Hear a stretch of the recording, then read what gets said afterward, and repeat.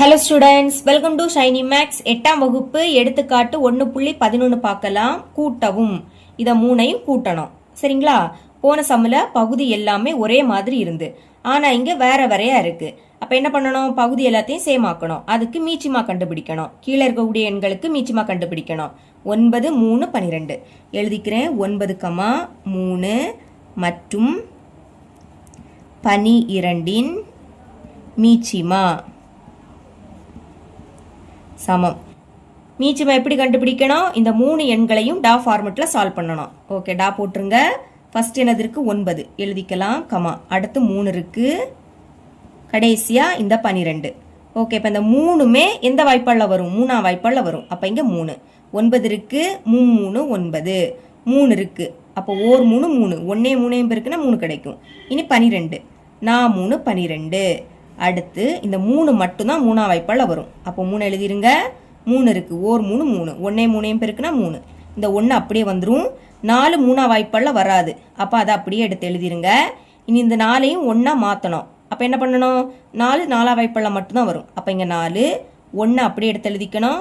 1 எடுத்து எழுதிருங்க. 4 இருக்கு, 1 4 4. அதாவது கீழே இருக்கக்கூடிய எல்லா எண்களையும் 1 1 1 இப்படி மாற்றணும். மாற்றிக்கிட்டு சைடில் இருக்கு பார்த்தீங்களா, அதை பெருக்கணும். 3 பெருக்கிறதுனால பெருக்கல். அடுத்து 3 பெருக்கல் 4. இப்போ பெருக்குங்க. 3 9 9 4 36. அதாவது பகுதியில் இருக்கக்கூடிய எல்லா எண்களையும் 36ஆ மாற்றணும். ஃபர்ஸ்ட் இந்த 9 மாற்றலாம். அதுக்கு அதை அப்படியே எடுத்து எழுதிருங்க. -5/9. இப்போ 9 36ஆ மாற்றணும். அப்போ அதுக்கு கூட எதை பெருக்கணும்? 4 பெருக்கணும். 9 4 36. கீழே 4ஆல பெருக்கினீங்கன்னா மறக்காம மேலேயும் 4ஆல பெருக்கணும். சரிங்களா? ஒரு மைனஸ் அப்படியே வந்துடும். இனி பெருக்குங்க. 5 4 20/9 4 36. இதை மாற்றியாச்சு. அதே மாதிரி இந்த 3 மாற்றலாம். அதை எடுத்து எழுதிருங்க. -4/3. 3க்கு கூட எதை பெருக்குனா 36 கிடைக்கும்? 12 பெருக்குனா. அப்போ கீழே 12ஆல பெருக்கினீங்கன்னா மேலேயும் 12ஆல பெருக்கணும். ஒரு மைனஸ் அப்படியே வந்துடும். 12 48/12 36. இனி இதை மாற்றலாம். எடுத்து எழுதிருங்க. 7/12. ஓகே, 12க்கு கூட எதை பெருக்குனா 36ஆ மாறும்? 3 பெருக்குனா. இங்கே 12 இருக்கு, அதுக்கு கூட 3 பெருக்குனா 36ஆ மாறும். அப்போ இங்கே 3ஆல பெருக்கிருங்க. கீழே 3ஆல பெருக்கினீங்கன்னா மேலேயும் 3ஆல பெருக்கணும். 7 3 21/12 36. இப்போ பைக்கு கீழே இருக்கக்கூடிய எல்லா எண்களும் சேம் ஆயிடுச்சா? அப்போ இந்த 3 எண்ணத்தையும் இப்போ கூட்டலாம். ஃபர்ஸ்ட் இதை எடுத்து எழுதிக்கிறேன். -20/36 கூட்ட சொன்னாங்க, அதனால சென்டர்ல பிளஸ். இனி இதை எடுத்து எழுதிக்கலாம். இங்க மைனஸ் இருக்கு, மைனஸ்னாலே அதை பிராக்கெட்டுக்குள்ள எழுதிக்கணும். -48/36. அடுத்து பிளஸ்.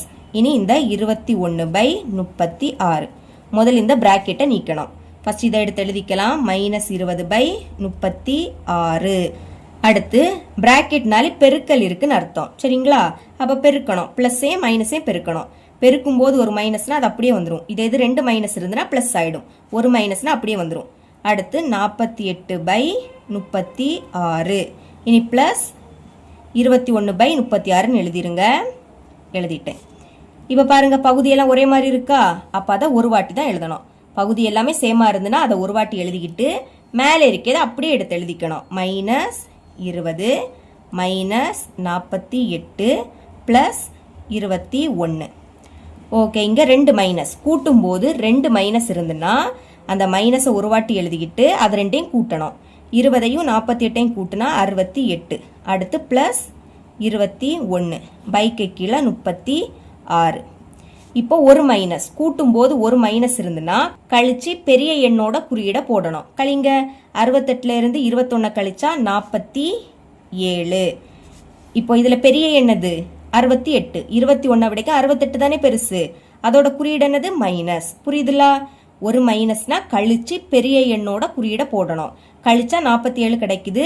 பெரிய எண் 68, அதோட குறியீடு மைனஸ். பை கீழே என்னது இருக்கு? 36.